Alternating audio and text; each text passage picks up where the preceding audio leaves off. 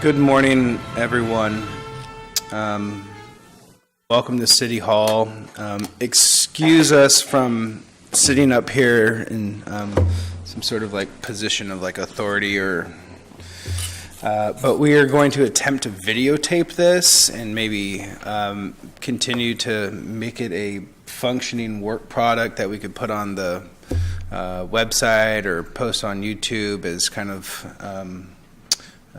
so maybe people can have access to this information that we're not able to make it here today. So it's not just because they're comfy chairs. Again, welcome to City Hall. My name is Joe Devlin. I think I've at least met many of you. With me today is Joy Patterson, the City of Sacramento Zoning Administrator.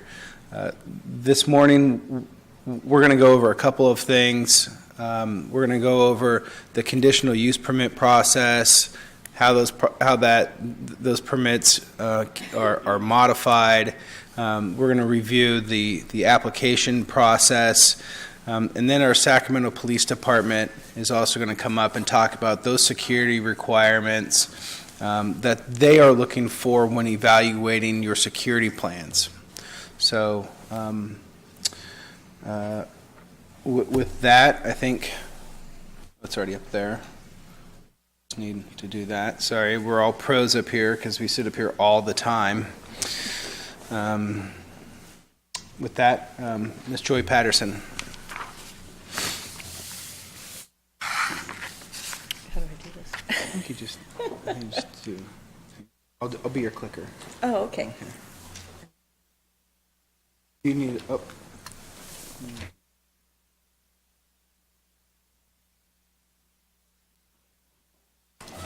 Good morning, everyone. I believe that many of you, let's show of hands. How many of you are in the use permit process, have applied for a use permit, or have gotten your use permit? And then, so how many of you have it? Maybe I should do that. Oh, okay. All right. So the way we have this set up is actually that you have applied for your conditional use permit, and now you're in the process. So it's almost what happens after you submit an application. And I think many of you know, but after you submit the application, then it's routed to various departments within the city, and I guess you can move that to the next one. And also to neighborhood associations and community groups for comments. You're assigned your project planner, and your project planner routes that application to these various departments, agencies, and receives comments from them while evaluating also for the planning aspects of it with planning staff and the appropriate geographic planners in an area. They may ask you to make revisions to your proposal, but when then it is ready for hearing, they do set it for a public hearing. You've either are going before the zoning administrator.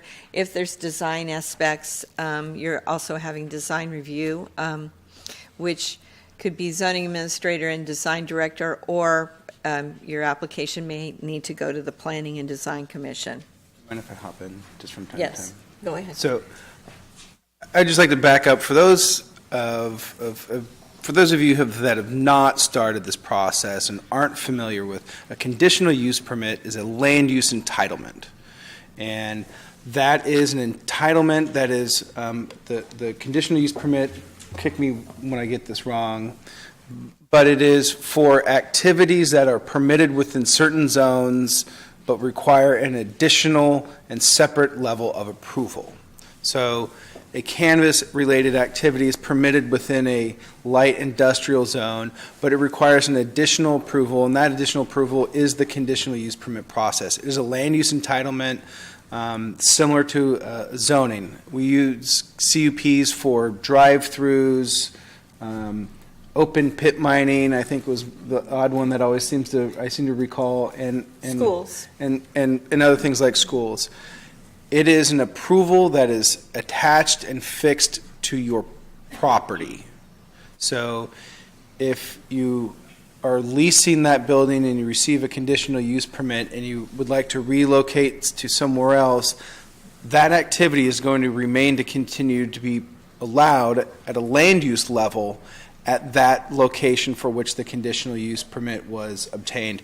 It does not carry with you in any way, shape, or form. So it is attached to the physical property, to that assessor's parcel number. It runs with the land. Runs the with use the permit land. runs with the land.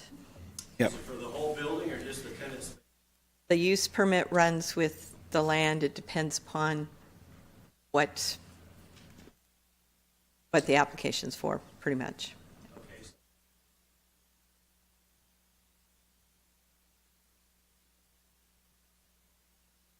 Correct.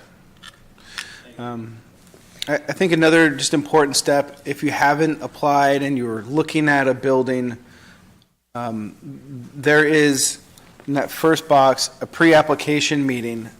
That may be a very worthwhile meeting to be able to sit down with some planning staff and say, here's the building that I'm looking at.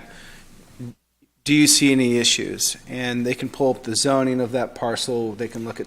We'd say you should go to the public counter if you have questions. What is the pre-app meeting then? Okay. Sorry. You want the next slide? So I wanted to ask you, do you want questions during this, or how do you want to do questions? Because do you want the questions? Let's try and do all the questions on microphone yeah, also? Good point. We'll try and do all the questions at the end. No, maybe I should. So, what happens when you get to your hearing? The planner, whether it's at Planning Commission or at the zoning administrator, the project planner is going to present to the hearing body a report. So it's a staff report and is going to make a recommendation on that. The hearing body officer may or may not ask questions at that time, may ask questions at any time during the process. I think one of the things to remember, it's similar to a city council meeting. Everyone is making presentations to the hearing body or the hearing officer. And although the zoning administrator is a little more informal and trying to resolve any controversy that may occur, if there's some obvious questions that can be answered between parties at the hearing, to do that. But it's still a hearing, and you're following hearing protocol, which means then after the staff report is given, the applicant may give a presentation. You don't have to give a presentation. At Planning and Design Commission, it may be a little more advisable to do that. Anyone present then after the applicant makes a presentation can express questions or concerns to the hearing body. Typically after that, the hearing body is going to ask the applicant if they can respond to any issues that were brought up by other people, and to give the hearing officer, hearing body more information, and make final statement. Typically then the public hearing will be closed and there is deliberation. In the case of the hearing officer may approve a project, approve with conditions, deny it, continue the item, or as the zoning administrator has done with your items, take the project under advisement and render decision at a later date.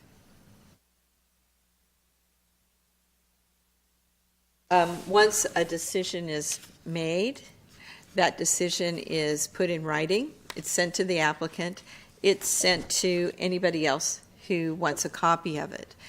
And that means that if somebody is unhappy with the decision, I should say happily, not very many people have been unhappy with the decision, but it can be appealed.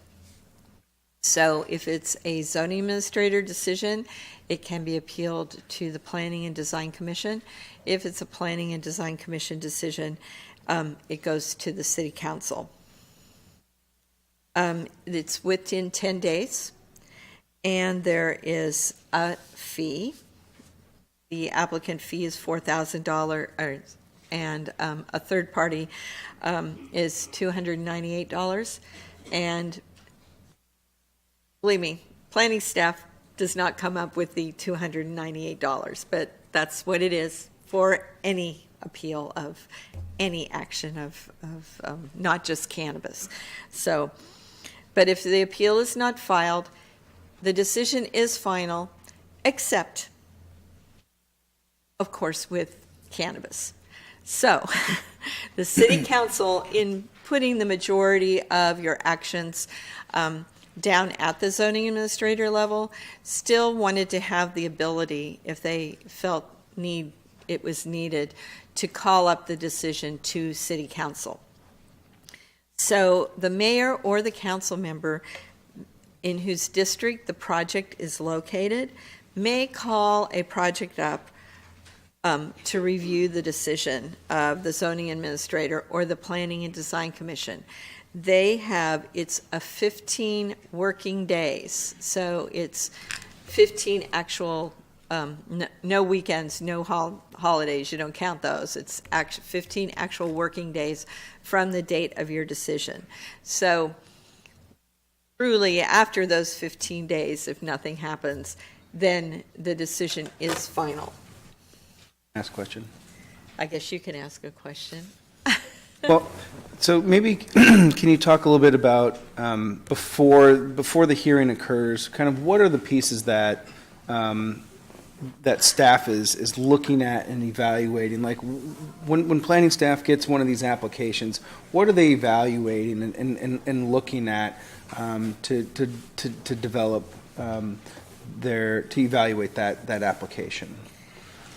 Well, they are looking at what comes back from other departments, so utilities, public works, to see what kind of concerns they have, which may evolve into planning concerns also. So is your project going to have a traffic impact? Is it, do you have the infrastructure available to you to be able to do what you want to do? Is the building existing? Is the building new? Is there, I think that a lot of the security concerns of the police department are what you're proposing. Is it going to be secure? Is your proposal secure? Is it a safe area? If it isn't, can it be made safe by conditioning for the use to be able to go there? We're looking at any responses that the neighborhoods may have, and may ask you to go out and you might want to talk to the neighbors to have good neighbors, good relations with your local neighbors and your business associations, because a lot of people, I think you know this, although I think more and more over the past year, people are getting more used to the idea of cannabis and having cannabis facilities. There still is a concern of crime, and so we want to, if you can dispel fears with your neighbors, that's certainly a lot better than us. But does it work? Is there enough parking for your land use? And each department is going to look at this through their own particular lens. I think utilities, their kind of standard request is, or concern is, does the building have a backflow preventer? Is that utilities? I think it's utilities. Does the building have a backflow preventer, right? So if anything, nothing can make its way back into the water system. So a backflow preventer is going to be absolutely 100% required for any building getting a conditional use permit for anything at this point. Well, I'd say a lot, and this is your next week's topic, but the idea that you have your plans drawn by a professional is very important, because it's at the planning stage, everything's preliminary, but so we can work with things that aren't as detailed, but the expectation is you need people for ingress, egress, all sorts of different things that go into having a safe and secure building go through your plans and at the building department. So we may give you in conditioning, say it's okay, but you're going to have to do more in order to get your project approved through your final approval and actually be able to occupy the building. And Joy touched on this, but I think it's an important point.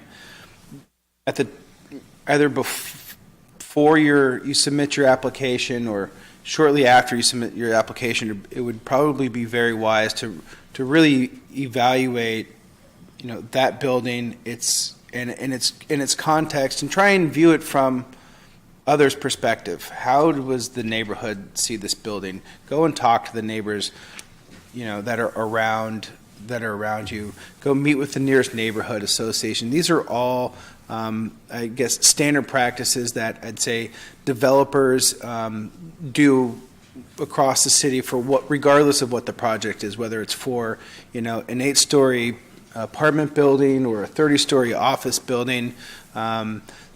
They are trying to understand how the neighborhood and how the city kind of sees that particular property, and go around and do that outreach to make sure that they are known that this isn't just some cold application going into the planning department. Those are all just suggestions; they are not requirements. But I would say that has been a best practice that has been encouraged by the city to go out and meet all of the other surrounding property owners and neighborhoods really prior to an application. Yeah. It's the idea also, your building may work for a dispensary, it may not work for a volatile manufacturer. So there's different as far as building code goes and different things involved. So you have to look at what you're proposing. And just one last thing on the appeal. So if I have a project that is approved at the zoning administrator level, which is that first rung of approvals, and then my project is appealed, who would that appeal be heard by? It's heard by the Planning and Design Commission. And if my conditional use permit is required to obtain a planning commission level approval out the gate, and that project is appealed, that appeal The City Council. appeal would be heard by the City Council. So whatever body it begins with, the appeal is going to be heard to the next one up, and then again, as Joy mentioned, at any time a council member may simply say, you know what, I'd like to hear this item, and call that item up to the City Council for a decision. Yes, and a council member could call up, a council member has not called up a zoning administrator decision as of yet, but if they have the right to call it up, so basically, if they called up that decision, it would bypass the Planning and Design Commission and go right to council.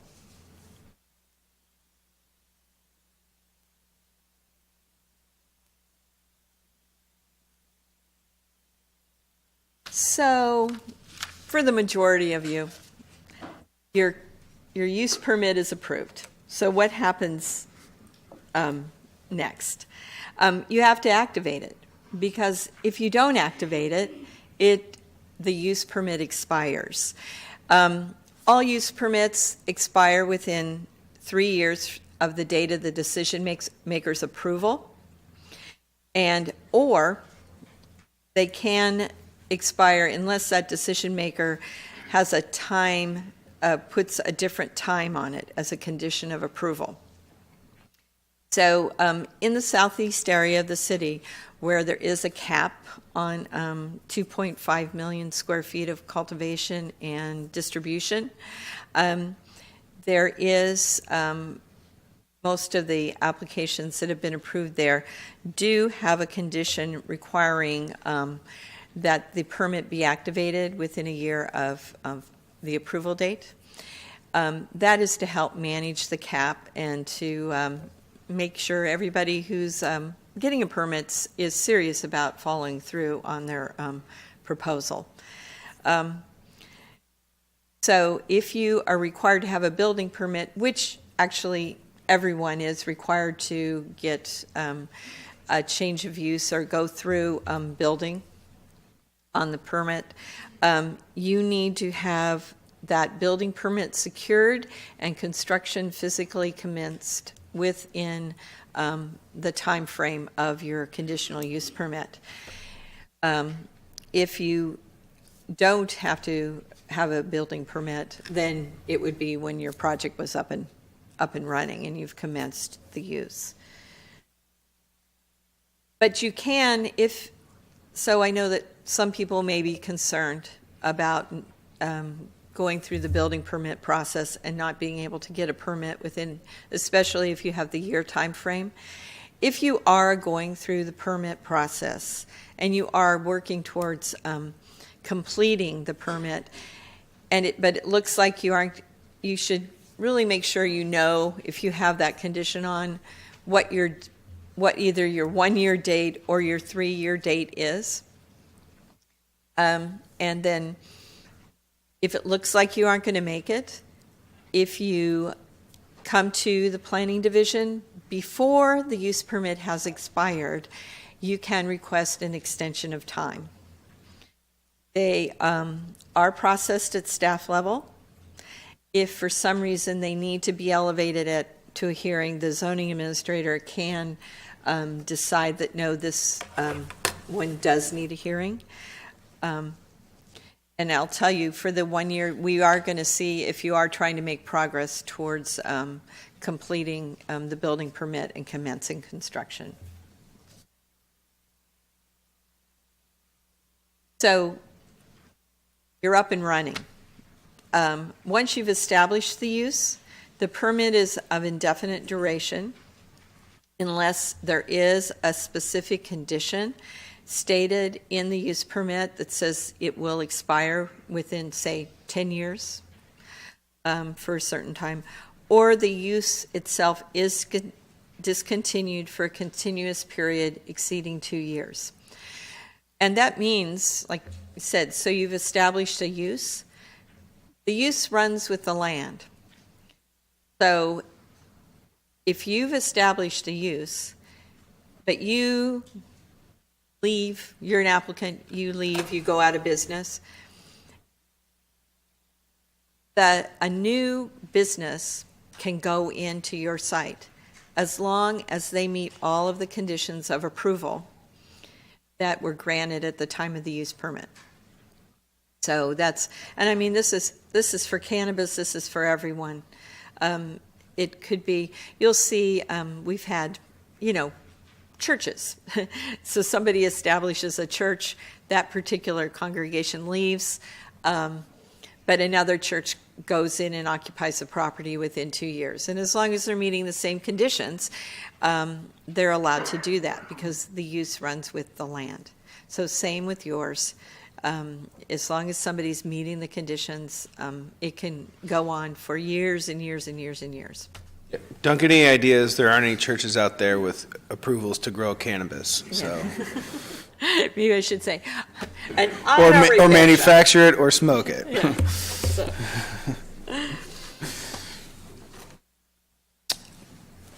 And If for some reason you need to modify your permit, so you got a permit for cultivation and you want to add distribution, which also needs a specific, the way the code is written, and I know with some of you, we've make sure we know what you want. Do you want cultivation, manufacturing, and distribution? Do you just want cultivation? Do you want cultivation and distribution? Because each one of those has to be specified by the hearing body. So if you obtained a cultivation permit, but you also want a distribution permit, you need to modify your conditional use permit to add that on. Typically, modifications can be done at staff level. It's the same thing if the zoning administrator feels that it needs to be elevated to a hearing level, then it can be modified. I know with, say, a lot of the dispensaries, some of the hours have changed. Sometimes that's something that we'll talk to police about, especially. Sometimes there's a concern about changing things and conditions in the permit. So it just all depends, but you can request to modify your permit. If you want to find out if a particular property has a use permit, you can go to Civic Insight, which is, I guess everybody has, I don't know if you can read it or not, but anyway, on the internet you can go to what we have is the development tracker. On any piece of property you can find out what land use entitlements have and what building permits are being applied for or that have been granted on Development Tracker. And then if your use permit is denied, can you reapply? Yes, you can, but you have to wait a year. So if that's the rule of the code. And I'm finished. Just for, I think, everyone to also remember that we have essentially two basic different types of conditional use permits as it relates to cannabis. One is a production conditional use permit that can include distribution, manufacturing, and cultivation.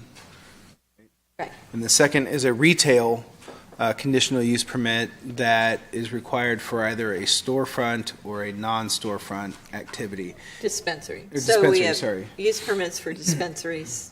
So there's two types. The delivery only or a storefront, and that's the 30. So there's 30 of those. There's no limit on the number of delivery only dispensaries, except actually for planning, any limitations on the number of dispensaries is not in Title 17 of the City Code, which is the planning and development section of the code. Limitations on dispensaries, which Joe can get into, is in Title 5. So, but also labs or testing facilities are allowed in certain zones by right. They do not require conditional use permits, and certain manufacturers under, if less than 100,000 in yearly revenue, that does not require a conditional use permit. The Office of Cannabis Policy and Enforcement do send both of those applications over to planning in their routing of different departments, so we can make sure that you're in the right zone and you have enough parking, so that you're meeting the rules for a by right application in those zones. And if you're interested in being a micro business, you would need to apply for both of the conditional use permits for production and retail. I would also add for the requirements for testing labs and manufacturers with gross receipts of less than $100,000 a year, simply because it doesn't require a conditional use permit doesn't mean that it's going to fit in just in anywhere. There are physical infrastructure requirements around lobbies and loading spaces that are going to be required that you should be very aware of prior to selecting a building. So I would encourage you to read and understand the state's code, read and understand our code. We are here to answer questions, but just because a conditional use permit isn't required doesn't mean that it's going to fit in anywhere and any building is going to fit.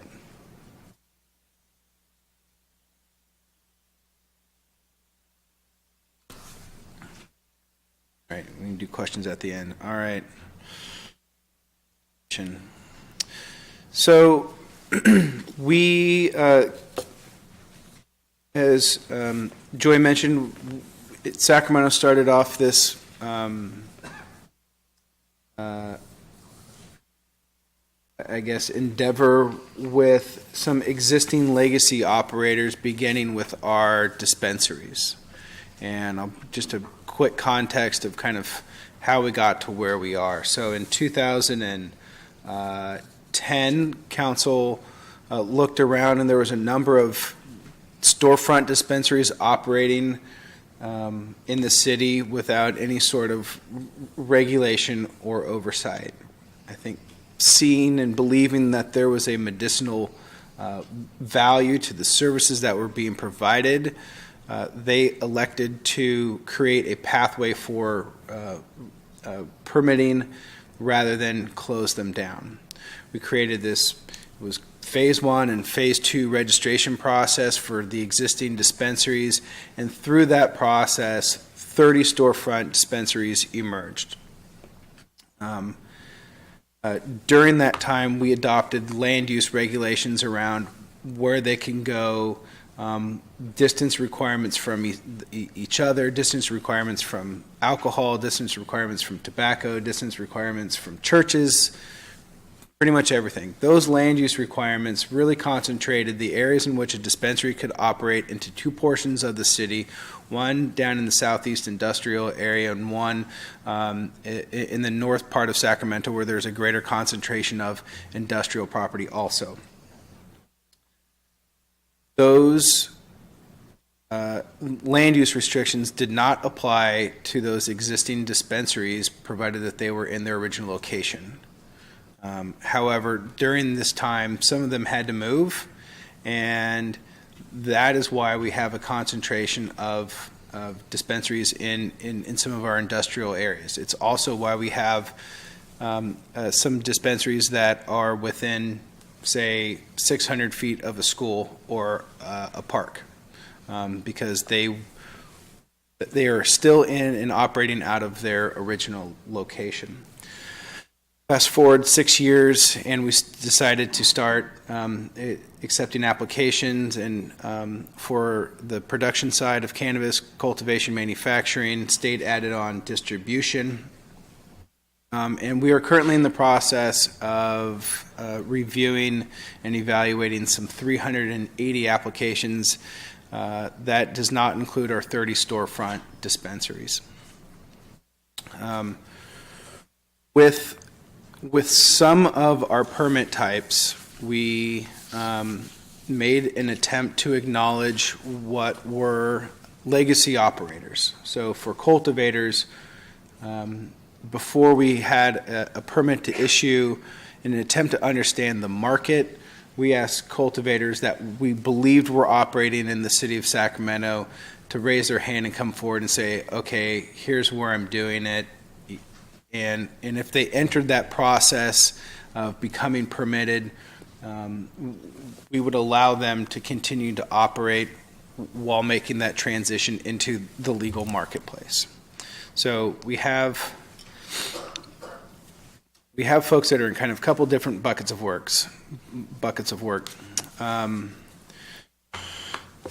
This is just a very quick, or I'd say simplified version of our approval process. If I put up the actual workflow for the approval process that we developed, and I actually had a consultant come in and help map out for us, not create the process, simply map out the process that was actual and internal, it would probably blow your mind because it's incredibly complicated and there's a lot of looping that occurs. But in essence, you submit an application, and our first review of it is going to just be that you've submitted all of the different parts. It's going to get a cursory look, more than a cursory look, I would say, but not a thorough investigation of every word and deep dive into content. Once it's deemed complete, it's going to be sent out to the different departments for their review. So for us, your application gets sent out to a multitude of departments, not the least of which is the Sacramento Police Department, for the review of your security plan. You can submit for an application while your conditional use permit is under review. What you can't do is submit for a business operating permit before you've submitted for a conditional use permit. So you've got to have at least applied for your CUP before you can submit an application. Once your conditional use permit has been approved, there's going to be a couple different directions that your application can go. We've begun issuing non-operational permits for folks that have a complete and satisfactory application and have obtained a conditional use permit for that particular use. Those permits will be converted into an operational permit once and after that build out has occurred, the building permit has been obtained, and that property has received what is called a certificate of occupancy from the building department. That is all of your sign-ups have occurred, all of your construction has occurred, fire department has gone through, every single department has gone through and said, okay, this building has been built exactly how it was proposed on the plans, and you are now good to operate, and we will then convert that.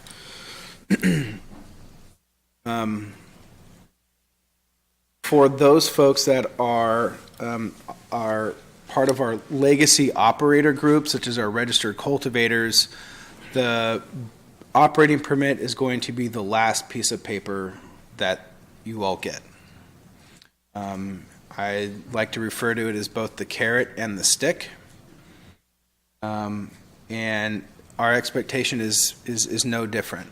We expect that you have, at this point, obtained a conditional use permit, that you have submitted for your building permit, and you are moving through the building permit process to obtain your building permit and ultimately obtain your certificate of occupancy. Are there any registered cultivators in the room? Couple. So everyone in that kind of bucket should know that there is a scenario in which if you are not moving satisfactorily and I'd say efficiently through that building permit process, that your application could be denied and will be denied at some point. And then you're going to have to shut down. No activity is going to be allowed to occur on site until you've obtained that building permit and then obtained your certificate of occupancy. So our goal with this strategy was really to create a mechanism for that existing industry that didn't have a permitting option to obtain a permit while continuing to operate.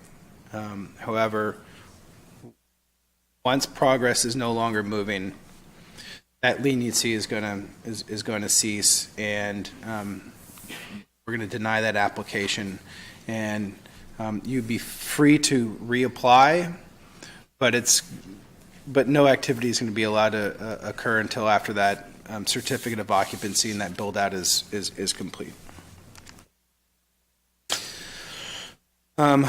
Ultimately, what we are hoping to do is get you to receive your business operating permit.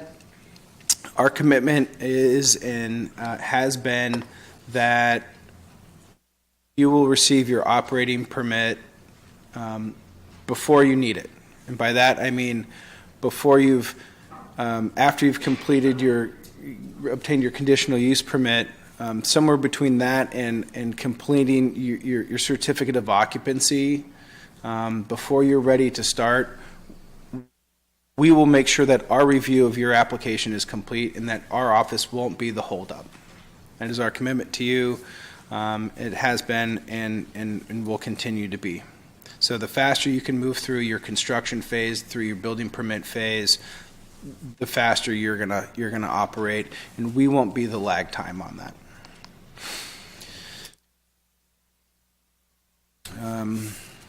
Again, the preliminary review, we're making sure that your application is complete. Please, please, please, on behalf of Jamie, do not submit an incomplete application. If you get an email from anyone in our office, particularly Jamie or Zara, respond to that email. It is probably about the content of your application. We are going to be updating Title V here in the next couple of months, and we are going to include a provision that applications that are left incomplete for more than 180 days will be denied. We have, I won't say how many, I'll just say a number of applications that are still incomplete, and despite our best efforts, they remain incomplete because we haven't received all the information from the applicant that we need to move this application forward. So if you're not serious about completing the application, we can't help that, but at some point, we can't hold on to these things forever either. And so we're going to be updating our code to give us a mechanism of just saying, okay, 180 days seems like a fair amount, enough time to complete your application. Common reasons why an application is considered incomplete: security plan is not prepared by a professional. This is an important one. Please have your security plan prepared by a security professional, not that person that you know from wherever, unless that person from wherever is a true security professional.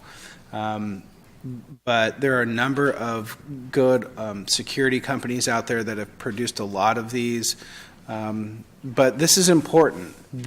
Your security plan is really going to be in part a roadmap of how you are physically going to remain safe while conducting this business. And if you think that there are not risks associated with operating in the cannabis space, you're wrong. There are risks. They are very real. This is still a cash business, and the security portion of this needs to be taken very seriously. And police department's going to talk about that in a little bit. Applicant is not applied for a business operating tax certificate. In addition to the conditional use permit, in addition to your business operating permit, you still need to fill out a form that says, here's my information for remitting taxes. It's filled, it's submitted to Renell, who's actually in the back this morning, but it's submitted at the first floor of City Hall, right next to the security desk in the lobby. But you'd be surprised how many folks have not done that. Application is not paid. Yeah. Your application is not going to get much of a review until you submit payment for the application. Once it's deemed complete, we then send it out to interdepartment review. It goes out to a number of folks, and this is where we really start kind of digging through the content of your application.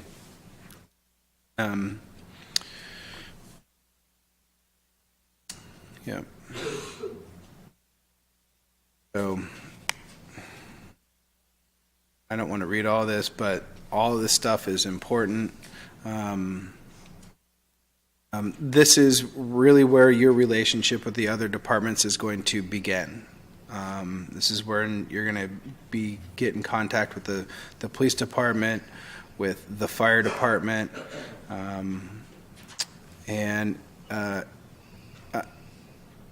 I will say, I think all of our departments and agencies have been very great partners and respond very well to openness and transparency. If you're a manufacturer and you want to do something that's a little unique, you really need to be 100% transparent with our fire department as to exactly what you want to do and exactly how you want to do it. Absent that, navigating that process is going to be very, very difficult. Same thing with our police department. I would be open to their suggestions on how to remain safe. This isn't the security requirements that they have been placing on applications, whether it be on the CUP side or on the business operating permit side, are really intended to not be onerous, but to keep this industry and keep yourselves and your employees as physically safe as possible. But this is going to be the stage where you really begin to get to know the different departments. It is likely possible that your application is one of the ones that we review during an interdepartmental meeting where we sit around and literally talk about your applications and any particular uniquenesses associated with a particular property. Each cannabis application is a little bit different and is evaluated on its own. There are no blanket approvals for anything related to cannabis. We are, I think, always willing and open to work with you to find solutions to maybe the uniqueness of your properties, but please also understand that there are limitations, and sometimes there are situations where perhaps the building that you have selected is potentially just not a good fit. We've run into areas that have been particularly challenging around on the production side of loading and unloading. And so making sure that you have the ability to have a secured lobby, making sure that you have the ability to have a loading and unloading zone that doesn't include the fire lane behind the building, because that's just not going to ever fly. So not every building and every suite in a building is really set up or designed to be a cannabis production facility. So again, take a good cold hard look at any building that you are that you are considering. But transparency with us is always going to be better. We will always try and make it work. Just understand that sometimes it just may not work. How long does it take to get my BOP? It depends. Again, if your application is complete, you have your CUP, you have an approved building permit, you are in construction, and you really want your non-operating permit for whatever reason, let us know. We will, do our best to review that and get that non-operating permit to you. But much like the building department phase of this, and certainly the planning department phase, we can't move forward an incomplete application. So if there are outstanding issues, if you've got 5 emails in your inbox from Jamie Lee, and you're wondering why your application isn't moving forward, it's probably because you have 5 emails from Jamie Lee that you haven't read and responded to. So it really all does depend. Again, our commitment to you is we don't want to be your holdup. When you are getting ready for your conditional or your certificate of occupancy, we will do our absolute best to make sure that you have your operating permit, and we have yet to fail on that commitment so far.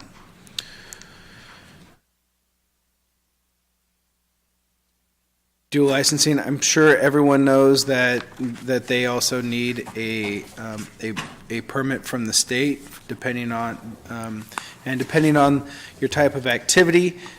You either need that from CDFA, BCC. Good morning, council member. Good morning. Sorry to interrupt. No, it's your dais. Like something that Something here in my desk.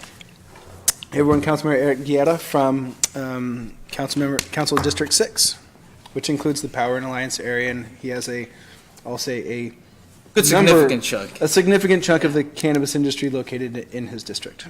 So, Well, good morning, everyone, and for those in District 6, welcome to the neighborhood, and just like any constituent or business, our office looks forward to working with you guys, and you guys are in good hands here with two folks who have been in this from the beginning, so have a good morning, and go Sacramento.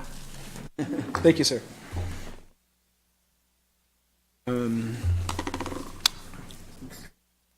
Again, so dual licensing, you obviously need a permit from the state.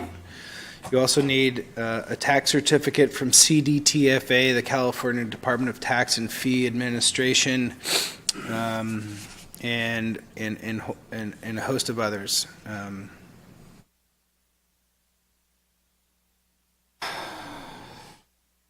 Okay.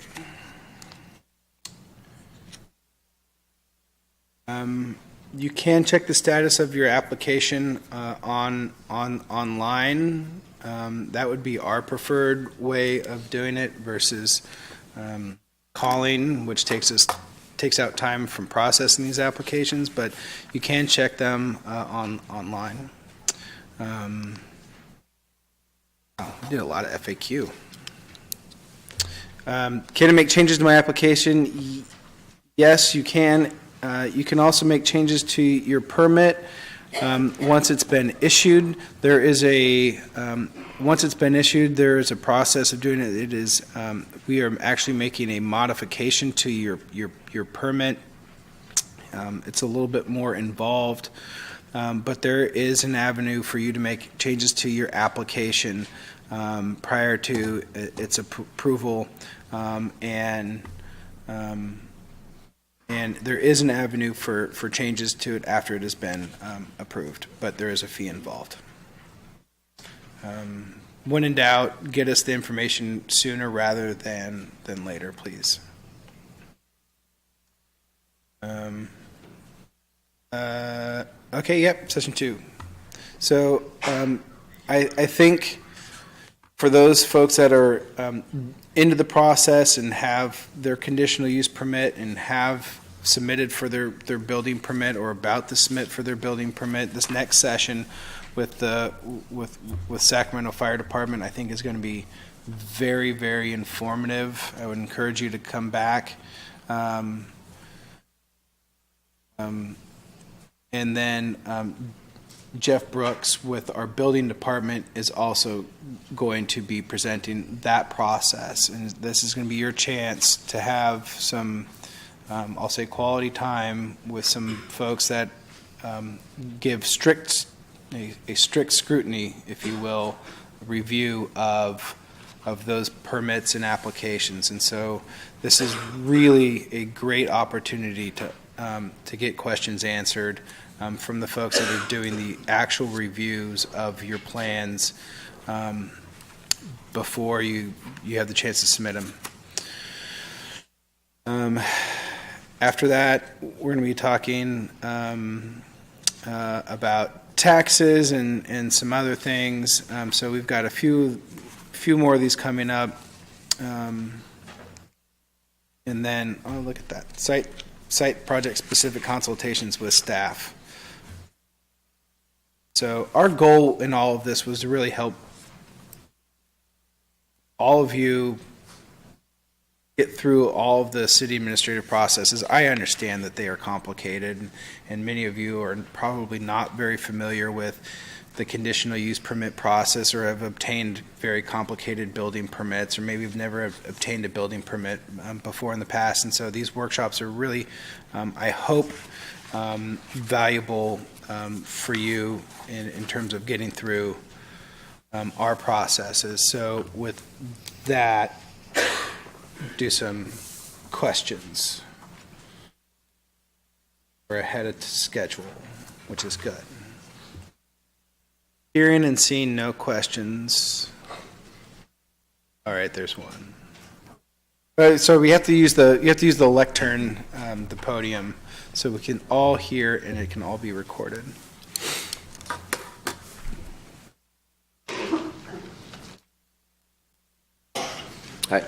My question is on what triggers the minor, the minor change for the CUP and the major. For instance, if, we have an existing CUP in place, we want to change what the building construction type is and elevations. Does that trigger a minor change in the CUP if we're keeping the same square footage? Or if we want to change the building and the site layout, how does that affect us?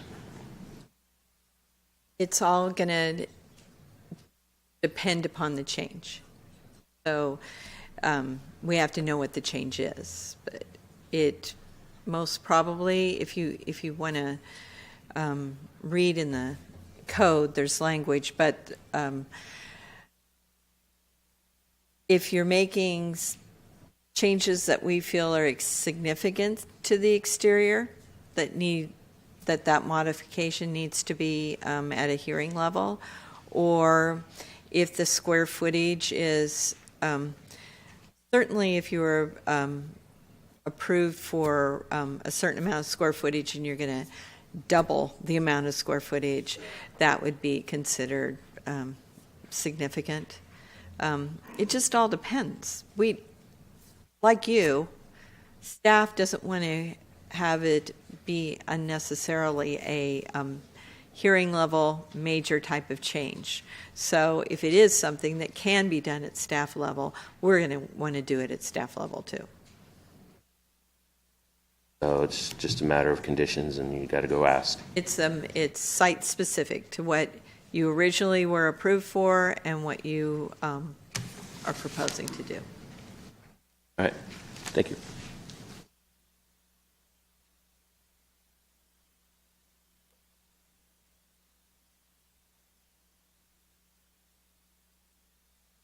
Can you go a little more in depth with regard to the conditional use permit change process? With regard to if you're going through and you notice that things are not the way they were originally planned, what's your first step? Who do you go to first? So if you think that you're making, well, a lot of it is conditions. So if the changes are internal, that they could, you can make some internal changes without having to get a modification of your use permit. A lot of it's going to be when you go through plan check, if the plan checker is actually checking the conditions, sees something that alarms them, they'll usually go to the senior planner for their supervisor, their area, and talk to who's Christian. He was unfortunately was unable to be here today, but they'll talk to him about it. And then if during the plan check process they see something, the plan checker is going to inform you in a correction notice. But if you're planning something, the best thing for you to do is to contact planning staff. You can do it through going to the counter or planning at cityofsacramento.org, or probably not for you that have a project.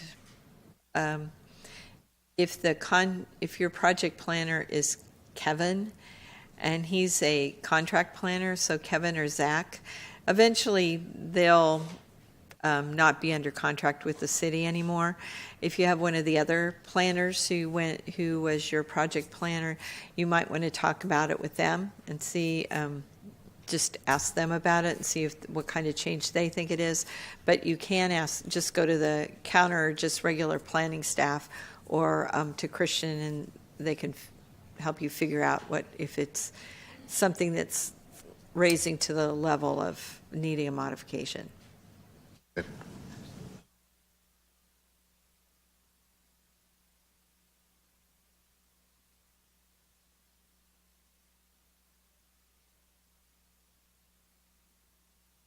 Hello, Rob Branch with PRB Commercial.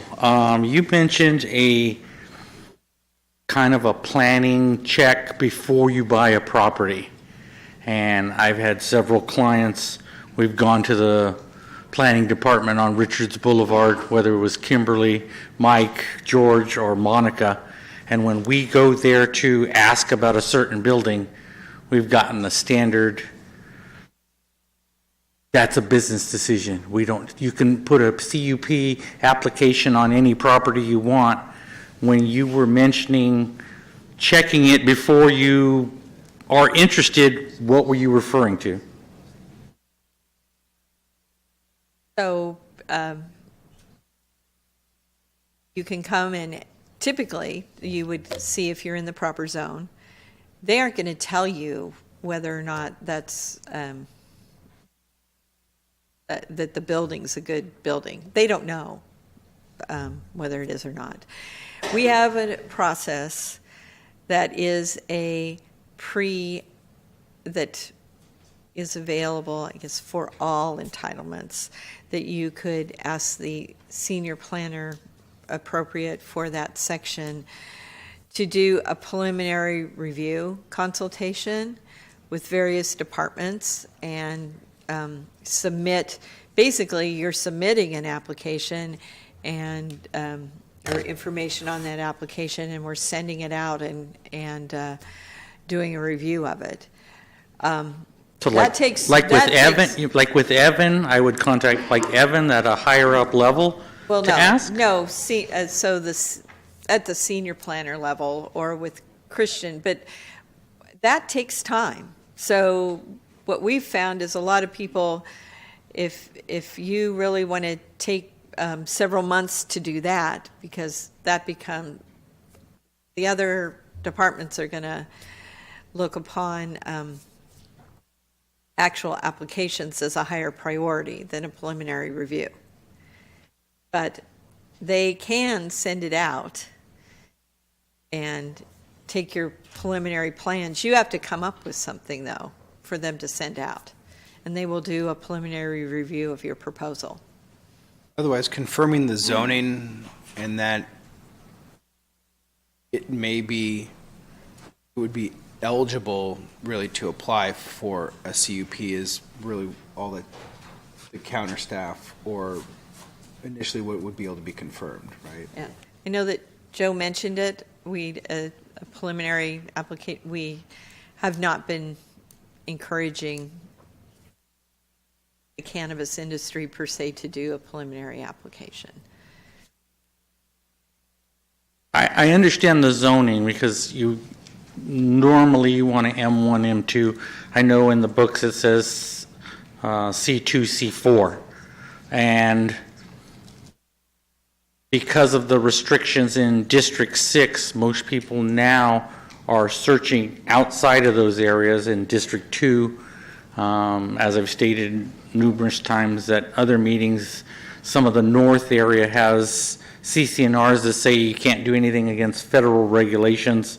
So the CCNRs dictate over City of Sacramento guidelines. So that's what I'm saying. When I've had clients look and say, hey, can you find me something over in this area? I've actually had a client who on one street, 2 different cultivations were approved for their CUP. And then when he went to apply for it, the city said, no, we don't want any more of that. It wasn't that the entitlement shouldn't have been granted or moved forward in that. They actually told him, no, we would prefer manufacturing. So we were kind of at a loss saying, well, if you approve 2 of them on the street, why was the planning department encouraging us to change what we're doing? I don't know who you talked to. He's actually no longer there. He recently found another job. So there's no one on. If you want to know about a specific area and trends and concerns in that area in general, we have 3 senior planners that are geographic based. And so that's who I would recommend. North area is Teresa.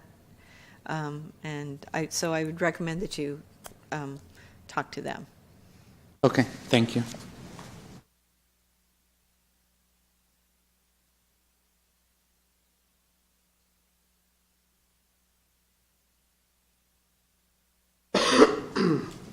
Good morning.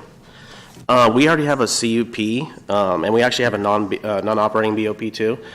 The non-operating BOP expires, I believe, like July 1st. So I was just curious, and our build-out's going to coincide with, it's going to be close, like we get our C of O right around that date. So how can we, is there a possibility to extend the non-operational BOP like a month, or how does that work?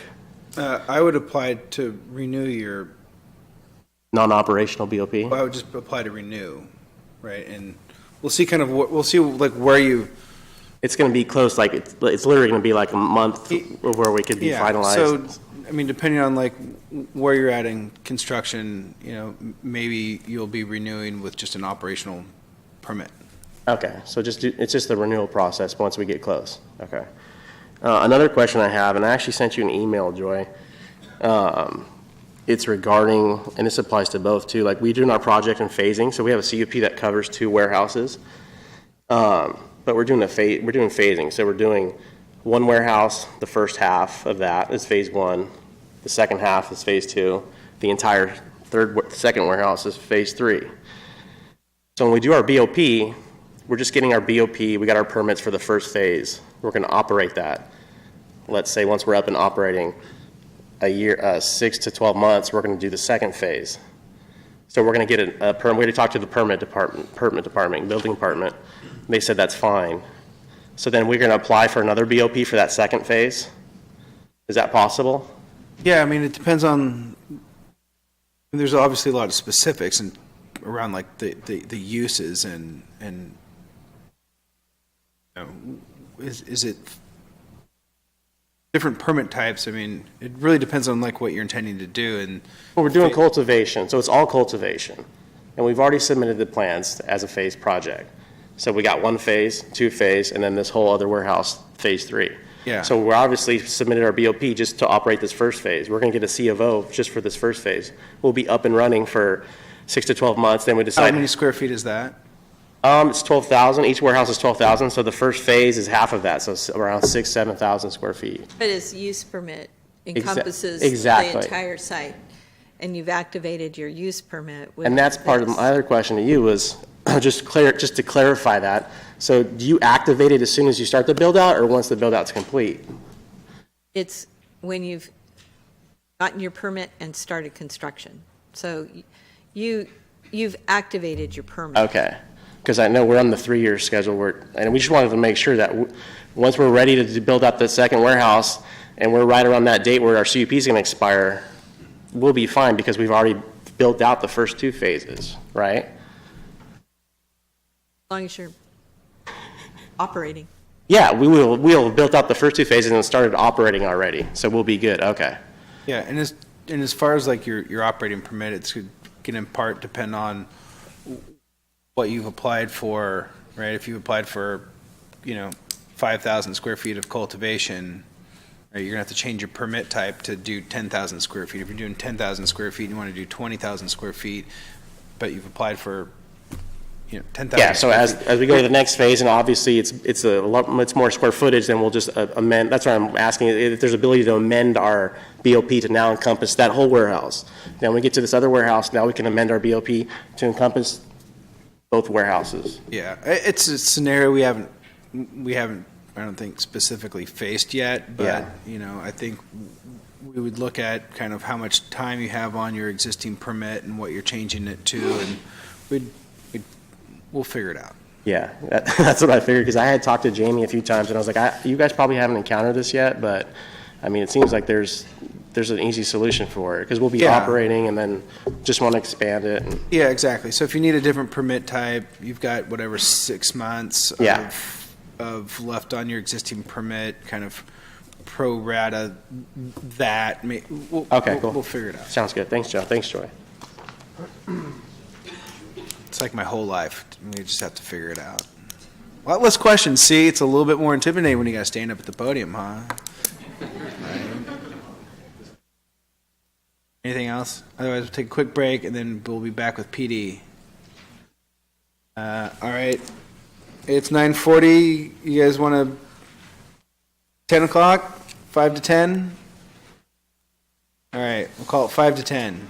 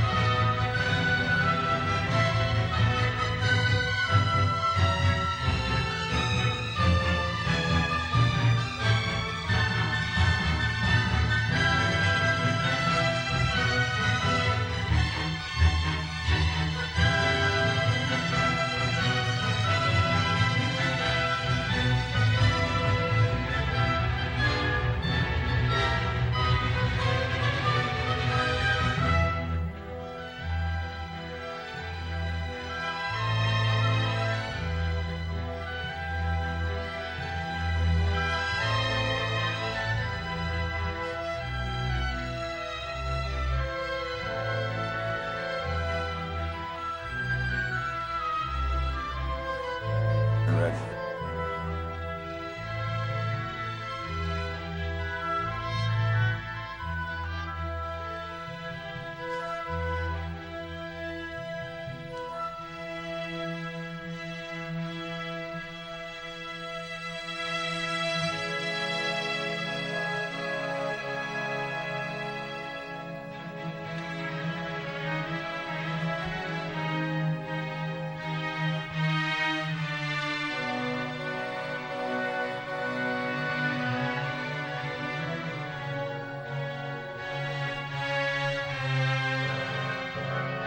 Okay. Okay.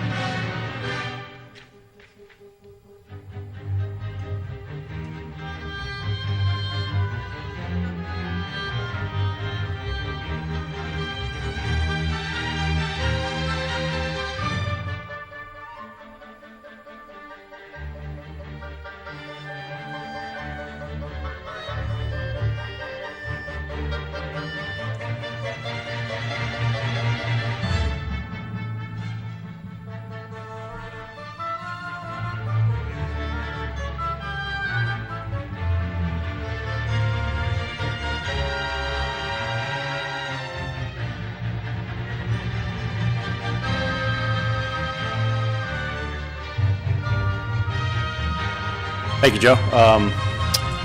As Joe said, I'm Sergeant Matt Young with the Sacramento Police Department. I oversee our crime prevention through environmental design unit, along with Sergeant Pease to my left here. This is a great opportunity for us to kind of tell you what we do and what you can expect from the Sacramento Police Department as you apply to get a cannabis business license. Of all the departments within the city that put conditions on your permits, I would say that ours is probably the most, not necessarily all the time, but most of the time it's probably the most difficult in terms of meeting our conditions and what we're looking for up front. And we actually had a similar workshop about 3 or 4 months ago, in which we met with applicants and kind of walked them through what we're looking for on the front end, because we spend a lot of our time going back and forth with applicants, architects, security consultants on what we're looking to see to move your application forward. And it's very time consuming. I'm sure that a number of you have been frustrated at some point of trying to get through the process, and we are going back and forth with you, trying to explain to you exactly what we're looking for. So I'm just going to go through this PowerPoint here. It shouldn't take too long. If there's any questions as we go along, feel free to raise your hand, and we'll go from there. And just real quick, I'm going to have John just introduce himself from Underwriter Laboratories. Good morning, my name's John. I work with Underwriters Laboratories. I am an alarm auditor for the West Coast. I also handle all the HJ activities that happen with the fire, both with Sacramento and the surrounding Bay Area, and also help with the certification process and ongoing questions with the cannabis type facilities. So, great, thanks, John. So let's just go through these slides here, and again, keep in mind as we go through this, the reason that the city of Sacramento has so many conditions through the police department on your permits and your licenses is because we want you to be safe. Okay, we're not trying to make the process difficult for you. We want your employees to be safe. We want your customers to be safe, and we want to send a message to people that would want to go out and commit crimes or target your business, that these conditions will make that a lot more difficult. Well, sometimes I've gotten some comments from some of you that think we're doing this for other reasons. So just real quick, when you apply for a conditional use permit, you need to submit a security plan after you get the conditional use permit. We ask that you submit it prior to getting your business operations permit, because we want to see what your plans are. What is your plan for making your business safe? And that involves a lot of different aspects. That involves the architectural design of your business. It involves what kind of security you're going to have, your security cameras, your burglary alarm. It's going to involve your video surveillance retention. It's going to involve how do you access different areas to the business? Who's going to have access to the secure locations where you keep your product, where you keep large amounts of cash, where you keep product under quarantine? And so we want to see a comprehensive, robust security plan created by a professional. Some of the security plans we get, well, let me ask you this, just by a show of hands. How many people here have submitted a security plan at this point? Okay. How many people here used someone certified by ASIS or a PPO? Okay, most of you, which is good, okay? A huge issue that we have is we have people try to make up their own security plans, or they have their neighbor Bill draft something because he was a security officer 10 years ago. And that's not going to work, okay? We're going to kick that back, and we're going to say you need to get a certified specialist to draft your security plan, and it has to have certain things. So just real quick, as you can see on the slide, we're looking for an infrastructure assessment. We're looking for a gap analysis and project roadmap, detailed design and security policies and strategy, implement your security recommendations, and then we're going to check on that. Okay, we're going to come out, we're going to do compliance checks to make sure that not just because you submitted a security plan, you also have to follow through with it. Okay?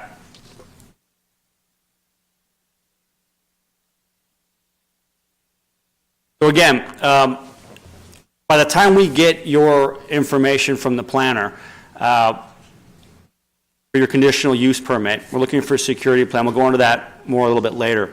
We're also looking for what your architect has designed your business to be, and to see if it meets Title V of the Sacramento City Code.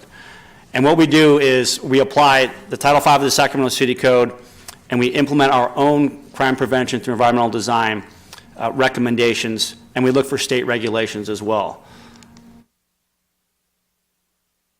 Did we hand this out, Louis? Do we know? Yeah, they have a copy of it in their packet. Okay, great. So They should have it. if I you, have a copy of this. okay. So does everyone have this in your packet? Find that? Yeah. You got it? Okay. So we get your application. We look at your security plan. We say, this is a good security plan. We're okay with this. Then we look at your architectural design. If we're okay with that, we'll get into that. And then we apply a bunch of conditions to your conditional use permit. What you see up on the screen are the very common conditions that we apply. Every business is different. So some have all of these, some have more than these, some have less than these. It depends on what your building looks like, what business you're involved in terms of whether it's cultivation, manufacturing, non-storefront delivery, et cetera. And as you can see, it's a pretty robust list. We have a lot of conditions that involve lighting. The conditions involve fencing. Obviously, it addresses your security plan. It addresses your surveillance system, how long you have to retain it. It addresses reporting criminal activity. So again, it's a lot of conditions, and we try to get this to people sooner than later so that you can come to us with questions and say, I don't understand this, or are you okay with this? And we do try to be flexible through this process. Again, we're trying to get you to where you're trying to get while maintaining all the safety standards that are applicable. And so I'm just going to go through these super quick here. As you can see, the first thing right off the bat is we tell you guys you have to adhere to Title V. Okay, Title V of the Sacramento City Code mandates that if you have a cannabis-based business, that the infrastructure of your business has a secure lobby. Okay? What is a secure lobby, right? We refer to it as a man trap. Kind of sounds weird, but you have to have a lobby where someone from the public can access your business, go through a door, and then essentially not have access to any other area of your business without going through another secure door. So it's essentially a waiting room. And people ask, well, why do I have to have that? Well, in this business, obviously you're dealing with a large amount of product and oftentimes a large amount of cash. And so this is something that makes your employees safe, makes you safe, and the community safe. So you have to have that initially in your architectural plans. Secondly, you have to have a secure area for transferring cannabis to and from vehicles. Now, this has been a big sticking point for us. Has anyone had any issues with this? Raise your hand if you've had any issues with vehicle secure areas. There you, a couple of you. Okay. So you have to have this. This is in our code, and we're not flexible on this at all. You have to have a designated area where you can transfer cannabis to and from a vehicle that we say meets our standards. Now, there has been some back and forth on whether it can be inside or outside, and we'll touch on that a little bit later. And then finally, you can see right off the bat, we require a secure storage area. It's got to be either a large safe, a secure room, whatever it may be. And then we go down the list there. We look at lighting, we look at landscaping, things of that nature. Keep going on that. Let me go back real quick. Sorry, this kind of goes into to John's portion here. You'll also see that we have a condition that your burglary alarm system is UL certified. Okay, the reason that we do that, and we realize that it can be costly, is because the commodity that you're going to have in your business is very similar to metal commodities or diamonds, and so businesses like that have, it's called Extent 2 standards, which is through UL, to make sure that it's secure, that if someone breaks into your business that you're alerted or that the police are alerted. And we'll get into that a little bit later with when we turn it over to John. Louis, you have anything to add? Am I missing anything? No, you're good. I get this once you get through your part over this handout.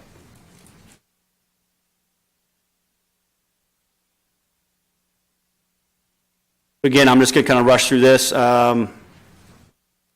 Again, here's Title V. And if I could stress this, really stress this part. If you're getting started in this, or you're going to get started in this, you guys have to get you, the property owner, your security consultant, and your architect in the same room.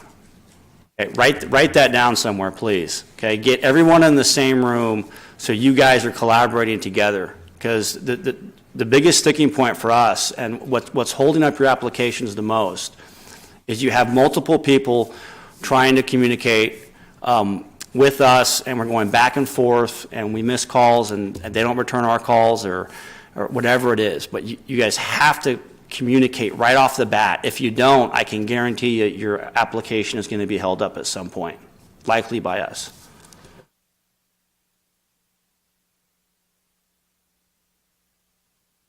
State regulations, we get into that. Floor plans. Is this in your handout as well? Yeah, we have a copy of that. Okay. So we include this. We called up these architects, and we got their permission to use these floor plans. If this is your actual business, I'm sorry. We tried to white it out. But these are really good examples of what we want to see, okay? I'm not an architect. I'm not, a planner. So, I'm a police officer that is now reviewing these plans. So I want it to be very simple. If you look at the one on the left here, it's clearly called out. Show me where your secure vehicle loading area is. We want to see it. You know, I'm so simple, I won't even draw a little car. You see little cars? It's very simple. These plans on the left involve 4 different entities. We can look at this plan in 5 minutes and stamp it and say, you're good to go, right? Right off the bat. It's simple. I got a secure lobby. I got secure storage with a vault. I've got a secure loading area with a vehicle with a little card drawn on it. And then the other parts are called out, as to, secure walls to ensure that there's no commingling of employees or shared space. I mean, that's perfect. If you're submitting something that looks like that to us, it's going to be a very fast process in terms of us stamping to say, hey, this is okay. Same thing on the right. I didn't highlight it, but the one on the right, it's very simple. It's done professionally. We can look at it very quickly, see what we want to see, and move on. So think of it like this. If someone submits clear architectural plans that meet Title V right off the bat, I'm looking at that for 3 or 4 minutes. If someone submits a comprehensive security plan that's done by a professional, me or Lewis are looking at that for maybe 5-10 minutes. We put our conditions on it, and we're done. And you're through. Unfortunately, we don't see this. We've gotten stuff drawn in crayon on a napkin, and obviously that's going to get kicked back. And then they send it back, and it's done a little bit better, but it's not done professionally. And so we have some applicants that are still waiting 6 to 8 months because they can't figure out what we're trying to get from them. So you gotta keep it simple for us, right? Any questions on floor plans? I'll let you touch on the rest of this stuff. Or do you want me to go back? Yeah, you can.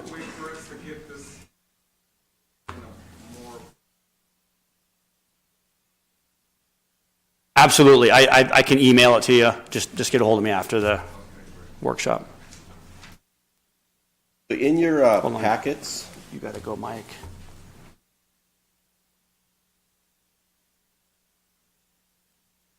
in your packets, there's a handout, looks like this, front and back. What we're going to do right now is go over what we look at when we review your security plans. In our unit, we basically do 3 things actually. We put forward the police recommendations, the conditions on your property, and then we review the security plan submitted by your qualified professional. And then we're also involved in the final walkthrough before you get your business operating permit to make sure that all of these things we've asked for and the conditions are actually installed on the property. In the handout here, you'll see, first part is, well, why did we do what we do? So, under federal law, cannabis is still illegal, right? The federal government leaves states alone with regulated cannabis markets where state legislature have authorized the cannabis industry. They'll leave us alone as long as it's a well-regulated market. You'll find occasionally see in this state where you see some big drug bust from the DEA here and there. Well, they get involved in cases where there's corruption, even in legitimate businesses. There's also a branch of enforcement in the state of California, Department of Consumer Affairs, Law Enforcement Bureau. They're particularly working down in Los Angeles where you have gang members setting up false storefronts, so functioning as if they're legal. So there's an enforcement bureau there. But for the most part, they leave us alone as long as we have a well-regulated market, which means the local government has to do their job well. So when we take a look at your security plans, we look at a few things here. We're a crime prevention through environmental design unit. And so we've all had certification and training in crime prevention through environmental design. The first thing we're going to do is we're going to look at your location to see if we've got a form of natural surveillance, natural access control, and if we can find a way to target harden that location. All those things we want incorporated into our security plan. We also look to make sure that the Title V requirements for our cannabis businesses. All those requirements are in there as well.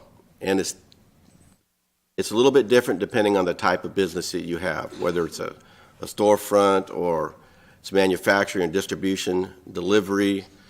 There's some additional requirements there. So we look through all of that. One of the things, when we started this back in 2017, when Prop 64 went into effect, we got all kinds of security plans delivered to us, and we were rejecting them by the bushel load because we had primarily unqualified professionals submitting these security plans. We thought at that time we would start meeting with security professionals and determining who is a security professional, and then educating them as to what they need to include in a security plan that's going to be accepted by the local government. And that's primarily what you're going to see in this handout. We want to look at, are the conditions that we imposed as part of the application process, are they covered in the security plan?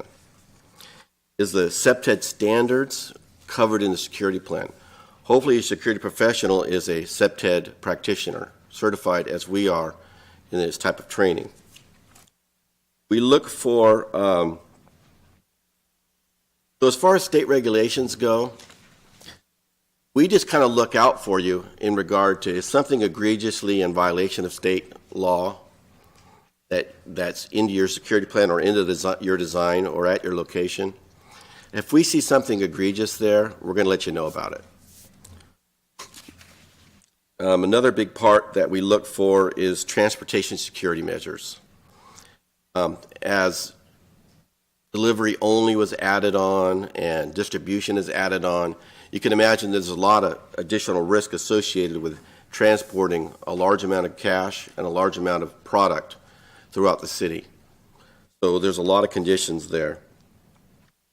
One of the biggest stumbling blocks we run into all the time is what is a secure loading area, and what does that mean? If you read Title V code, it says you have to have a secure area for loading and unloading product, cash, etc. And what does that mean? We've come up with a definition of it based upon our experience in these areas, based upon the types of crimes that were occurring, specifically in regard to secure loading areas and the potential for violent crime to occur in those areas. Ideally, you have a location that has a roll-up door, and you can get your vehicle into the roll-up door, and you get the door behind you. That's actually the ideal secured loading area. But it's not practical for some of the locations that you're at, whereas they're being retrofitted. Those of you who have locations out in the Power Inn Alliance area, as you probably know, the PBID out there has a lot of input in regard to what they want for secure loading areas, and you guys all know what that is, and it's a pretty much hard rule for them out there. And the reason for that is most of our burglaries and robberies of cannabis businesses have occurred in that area that's very heavily saturated right now with cannabis businesses. So they do have a hard and fast rule on the internal secure loading areas. So we put a lot of scrutiny into secure loading areas. We have some flexibility in other parts of town. The north area, there's parts of the mixed use area in the north area, part industrial, part residential. There's some challenges out there with some of these older buildings out there. They don't quite have some of the newer design or some of the infrastructure of some of these existing warehouses. But we have a little bit more flexibility out there, and we can go over some of that stuff with you, as it arises. One of the last areas we want to talk about, on the very back page, we do have that schematic. It's a sample floor plan. So what we tell these security plan writers is we want to get a visual picture, not just a narrative. We want them to take this floor plan, shrink it down and put it into your security plan. And on that, we want to see the locations of all your video cameras and what coverage they have. We want to see the locations of your motion sensors. Where are they? We want to see locations of your access control, e-cards, all that kind of stuff. We want to see where your man trap is at. We want to see where your secure loading area is at. Physically show that to us. Okay? We want to see all those things in place so we get a good visual picture of the type of physical security measures you put into place. With that, anything to add on?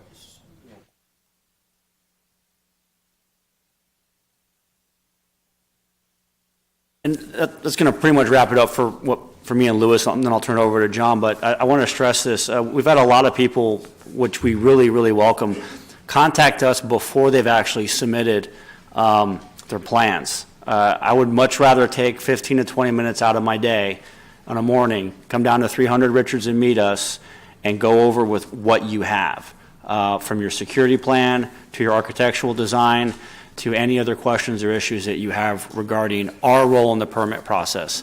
That will save us literally hours down the road in dealing with your particular application. So I recognize a couple people out here have actually done that, taken the time to come down and meet with us on the front end. We've even had people come in and say, hey, can we bring everybody? Absolutely. You know, bring your architect, bring your security consultant, bring the owner, and bring the applicant. And we can sit down in our room for 15, 20 minutes just to make sure that you're starting off on the right foot. The last thing we want to see is that you guys get held up in the process or get some misinformation, which there's a ton of misinformation out there. It's just unbelievable. In dealing with a lot of the cannabis consultants that are multi-jurisdictional, I mean, they can't even keep up because you go from, you know, our municipality to a different municipality to a county to and you just this is a brand new, you know, obviously a market that's in its infancy, so we're all kind of learning. So again, please, if you have time or you want to come meet with us on the front end, we will make time to meet with you and your application team. Yes, ma'am. Absolutely. I'll just say it. So Sergeant Young, my telephone number is 916-808-0867. What's your line, Lewis? I don't have that number in front of me. That's and then our emails are myoung, M as in Mary, YOUNG at sacpd.org. And then Sergeant Pease's is LPease, that's L as in Lincoln, PEASE at sacpd.org. Any other questions regarding the police department and our role in the application process? Awesome, that was easy. I'll turn it over to John from Underwriter Laboratories. I just want to thank John for being here. As I mentioned, we make one of the conditions that your burglary alarm system is UL certified. He's going to go into what that is. But he's been a great help as we kind of develop our conditions for safety. Flew up here from Los Angeles just to talk with you folks. So with that, John. Well, good morning again. I'm sure a lot of people probably have heard of UL. There's a lot of products that have a UL label on it. Primarily, UL was founded in 1894 as a testing laboratory, an independent testing laboratory. And primarily, our role across the globe is to list products. And we test for shock and safety. And with that role, UL has grown. We are the only NERTL, which is a nationally testing laboratory, who writes its own standards. And within the global entity, across the United States, we have what we call a UL certification program. We have ones for the government. We have one for fire, which follows NFPA 72. The government follows our standard of UL 2050. And then we have on the Berg side, which was founded in roughly about 1923. And then the first standard that was produced, which was UL 681 in 1941. And that primarily came to us because the jewelry industry was having problems with theft. So our standard has produced, and every 4 to 5 years it gets upgraded because technology changes. So with them requiring a UL standard, it follows under the mercantile category. And the standard, again, is 681, which is the criteria for that. It provides counter check, ongoing counter check requirements each year, as each company that is UL listed, which allows them to issue the UL certificate and install the system, each one of those companies gets an annual visit from a UL auditor. We don't hire subcontractors to go out and do that. Every auditor is actually an employee of UL.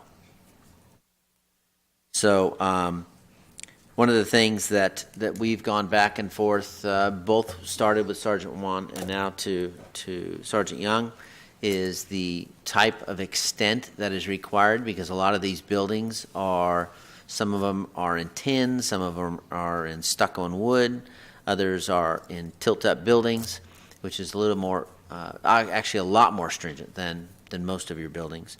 So the extent requirement changes when it comes to a tilt-up building. Okay, all the other buildings leaves room for a lot of problems. So that's where the standard pretty much tells you how you need to handle the installation of the alarm, and only listed companies can do that. Okay. Any questions? So in order to become a UL listed company, you have to go through a process with UL. You are put through an evaluation time, and I'm not going to go into costs with that right now, but if you have a question, you can certainly call me on that. And once a company has gone through evaluation and you are granted a listing, then basically you are granted the time to go ahead and go out to the different type of facilities and install a listed system, meeting the requirements both with extent 2, safe and or vault, and what we call line security. Line security is the portion of the communication that transmits the signal to the central station that has a secure line. And then that company goes ahead and issues a UL certificate, at which, I don't know if you issue the final occupancy for that. So other than that, that's pretty much it in a nutshell for how that works. The process is pretty simple, and that particular company that wants to get listed has to give us 3 different types of systems that have to meet the different extents of protection, also a complete safe or vault. And when we go out and we evaluate that company, it takes about a day. Go out and we test and make sure everything is in compliant, and you're granted a listing. Any questions? Yes.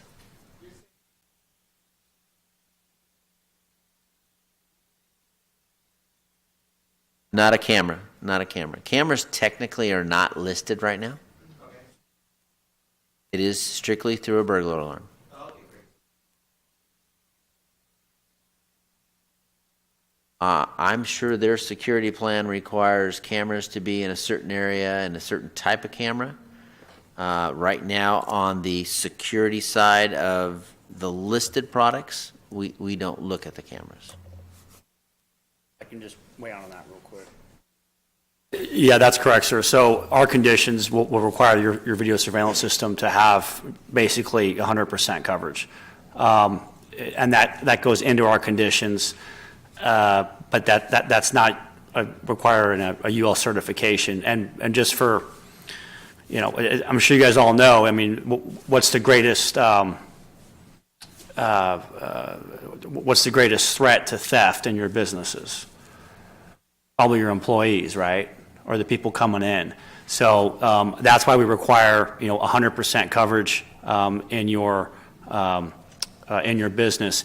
Now, in terms of the burglar system, the motion sensors are covered under that UL certification, and that also requires essentially 100% coverage. So no one should be able to take 2 steps anywhere in your business without being detected. And when we come through for your walkthrough to have your business operation permit issued, we accompany the Office of Cannabis Policy and Enforcement.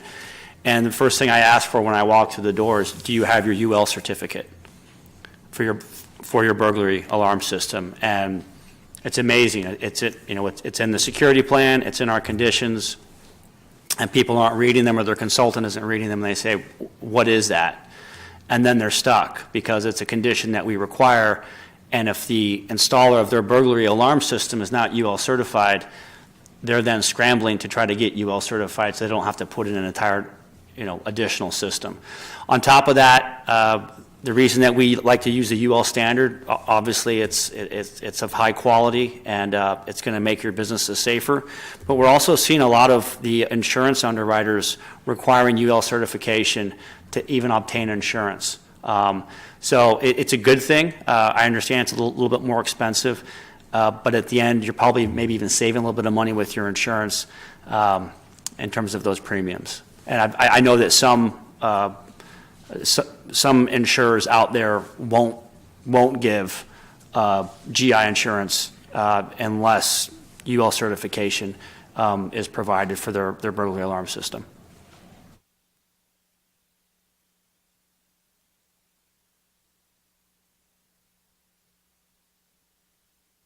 One of the things that our standard really focuses on is stability. Okay, you can go ahead and you can install a full system in this area, and you can put motion detectors everywhere and contacts everywhere. And one of the things that we see with companies that haven't gone through the evaluation period is the unstableness of that system. I know in the city of Los Angeles, where I'm come from, that the city of LA turns around and says, after the first alarm, you're being billed. So we definitely look for stability. So our standard really has improved throughout the years, and of course, products have used. All products that are used in a listed system have to be listed for the type of environment that you're in, which is a commercial environment, not a residential environment. And all those products definitely have the label that shows that. Any other questions? I'm down below. I actually have some handouts for some people, so if you want to come down and get some handouts. And I also have some handouts for the fire department. If you guys want to come down, I have some handouts for you as well. And my business card will be there if you have any questions. Great, thanks, John. Any last questions for the police department or what we do? Yes, sir.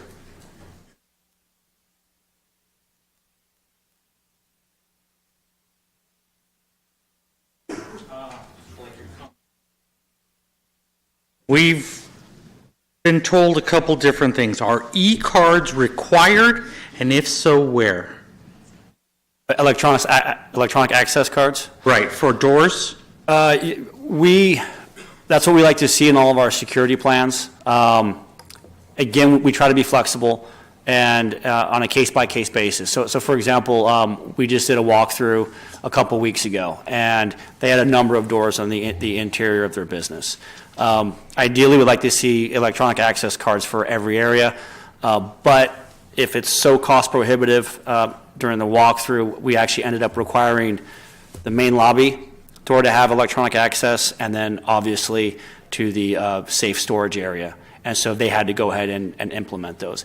It makes sense for your business to have them everywhere, just in terms of controlling of your employees. But again, those two areas are ones that we're going to require in our conditions. And then if we're doing a walkthrough, if that's not done, then we would require those to be implemented. If it's kind of like the diagram that's on the left. There's multiple units, so each unit would have to have their own e-card system?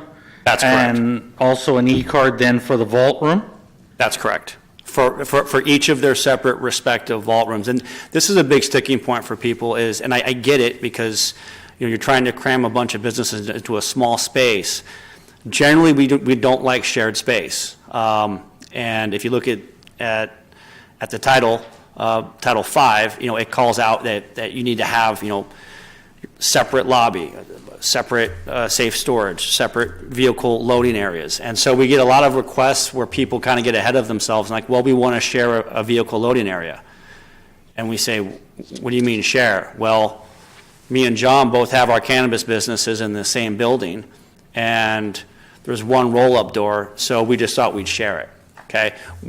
We're gonna avoid that every time. We're not gonna allow that. As soon as you start sharing space in this type of business, you start losing accountability, you start losing responsibility, and people start pointing fingers when things go wrong. So we're very stringent on not sharing space in areas like that. Now, again, we're here to work with you, and we can be flexible. So we've seen some pretty good plans out there where people are sharing lobby space, where they have a shared lobby. They have separate electronic access card systems that go into the respective businesses, and then they are completely separate of one another. They have their own work area, they have their own secure storage, and they have their own vehicle loading and unloading. Now, if you have the same operator licensee and you have two separate businesses, but it's that single person, then we're more flexible to allow variations on shared space. Does that make sense? Mm-hmm. Would you want the e-card access on the outside of the man trap or on the inside of the man trap? On the inside. Ideally, if depending upon how large your business is, the outside of the lobby, you should have some type of control access to that. But that door needs to have access to the public, where someone could walk in, like myself or a vendor, and then once they're in there, they can't access any other area of your business without going through an electronic access controlled door. Okay. That make sense? Yes. On the project, one of the projects I'm currently in, it has a long hallway that's shared that goes to an ADA bathroom. But then in that hallway, you have two different units. Each one of those units would then need a man trap for if they were accessing their units, correct? You're talking about two separately owned cannabis businesses. Correct. No, as long as you have a secure lobby, and then from there, only those respective businesses could allow access to their business work area, then that's something that we would allow. I'd have to look at the plans, but that is something we have allowed in the past. Okay, let me rephrase that. There are 5 units in the complex. Each of the 5 units have access to this hallway because it has the ADA bathroom, and it's the only ADA bathroom on the premises. So everyone would have access by key or e-card to get in to use that bathroom, but then the 2 units that are on either side of that hallway are 2 separate businesses. And I would think you would then require a secured man trap to go in to each side. I'd have to see the plans, but probably. If you're talking about 5 different businesses sharing space and then also sharing a restroom, that's a lot of shared space. I'd have to actually talk to you and look at the plans and figure out exactly how you're going to make that happen. Okay, thank you very much. Yes, sir. Any other questions? Yes, sir. You didn't get to the part of parking outside and parking inside. You said you were going to get for automobiles. Can we use the podium, please? The recording was not picked up.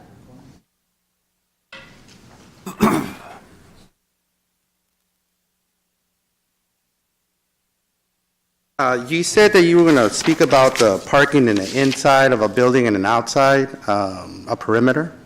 Sure. So just real quick, again, one of the, probably the biggest holdups is secure vehicle unloading, loading areas, right? Ideally, I think Sergeant Peace touched on it briefly, we'd like to see it inside, right? The ideal situation is you have a system, a security system, as a vehicle arrives, either to pick stuff up or drop stuff off, they contact the employees, I'm approaching outside, roll-up door goes up, vehicle drives in, roll-up door goes down. And that's where the exchange occurs. Ideally, that's what we'd like to see. We will allow exterior vehicle loading, unloading, depending upon the project and the architectural layout. And that would involve a building where they don't have a roll-up door or they can't accommodate one, and they then build an exterior fence with a gate that meets our specifications. It's usually, you know, minimum of 6 feet high, wrought iron fence, no climb, and then they pull in. Then there's a safety protocol. They pull in, gate shut, door from the interior of the business is then opened. The loading, unloading then takes place. So we do allow it. It's on a case-by-case basis for the exterior loading, but we prefer to have you have that space designated inside your structure. And then it's better it's not shared location too. Correct, and that can absolutely not be shared. Okay. All right, thank you.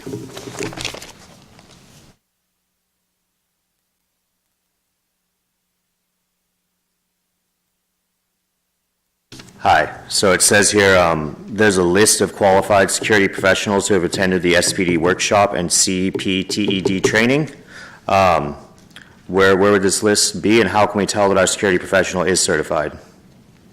If you want to shoot us an email, we can talk to you a little bit more about that. We don't make any recommendations, obviously, but we will tell you businesses that consistently submit security plans that meet our standards and that we are impressed with. Okay, sounds good. Thank you. Yes, sir. Any other questions or comments? Any insults? No. Okay.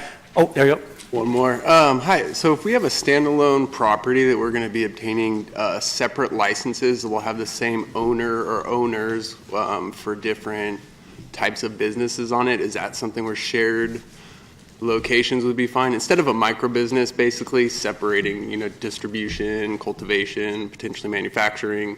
Sure. They're by the same owners, maybe obviously different employees.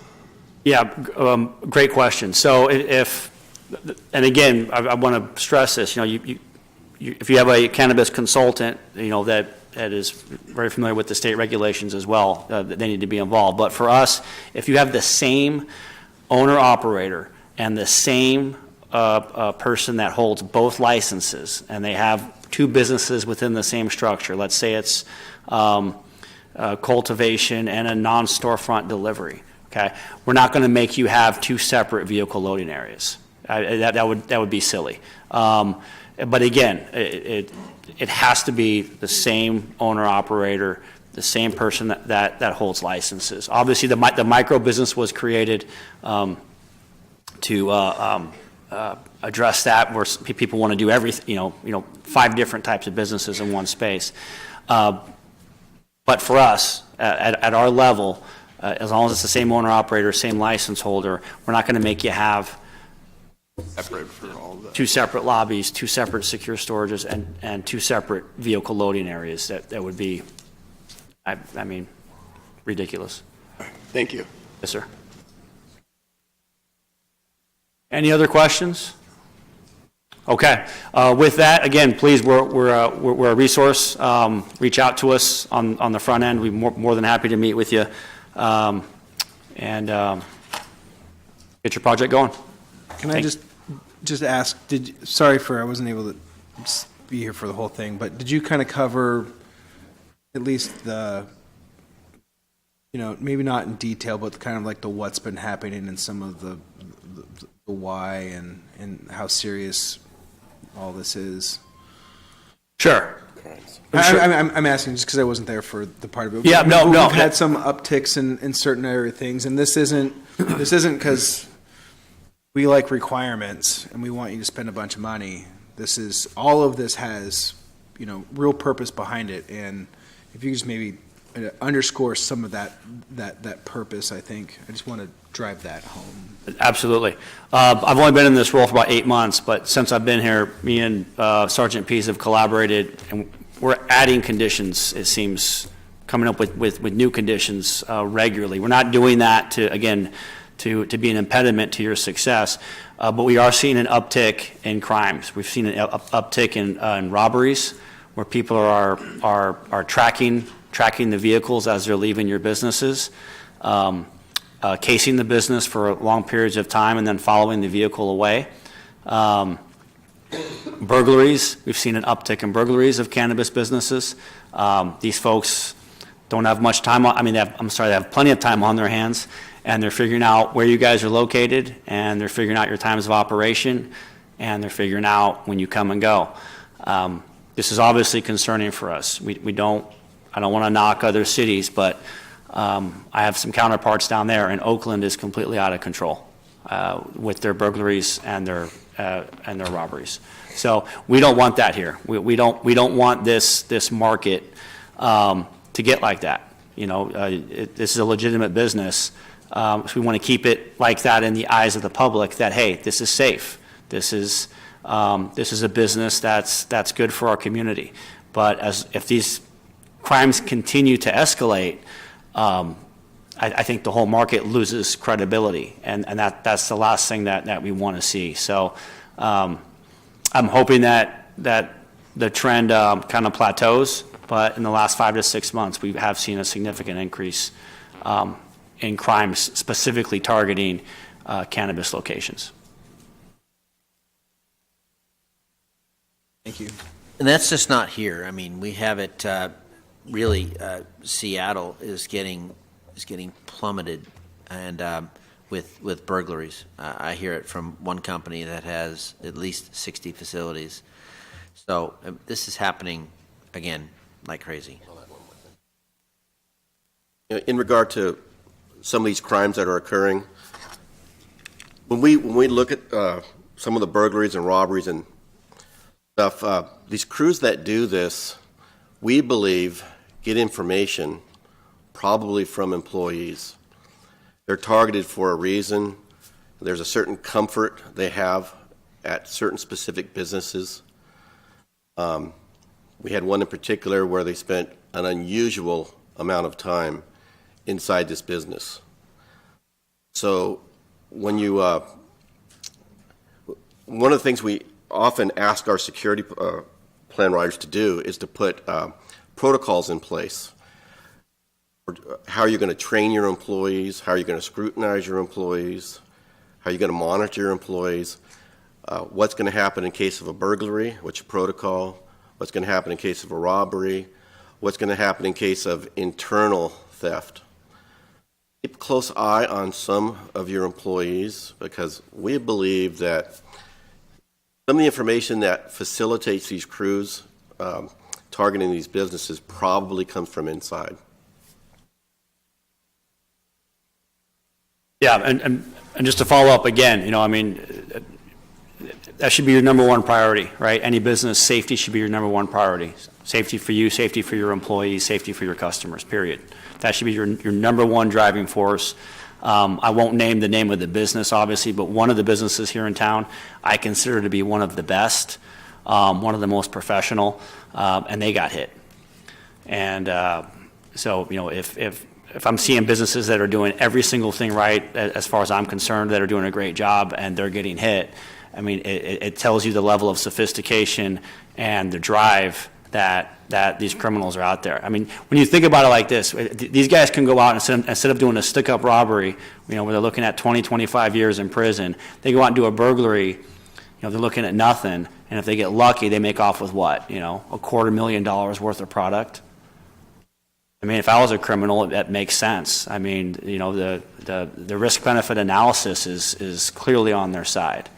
So it's going to continue to happen. It's just a matter of us hardening, yourselves as targets, having, these safety measures in place, having a great burglary alarm system, and following the conditions that we recommend on your conditional use permits. I think it's lunchtime.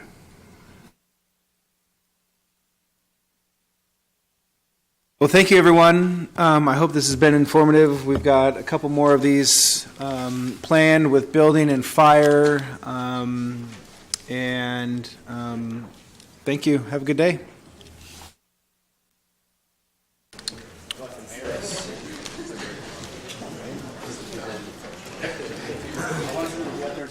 Start screaming at me.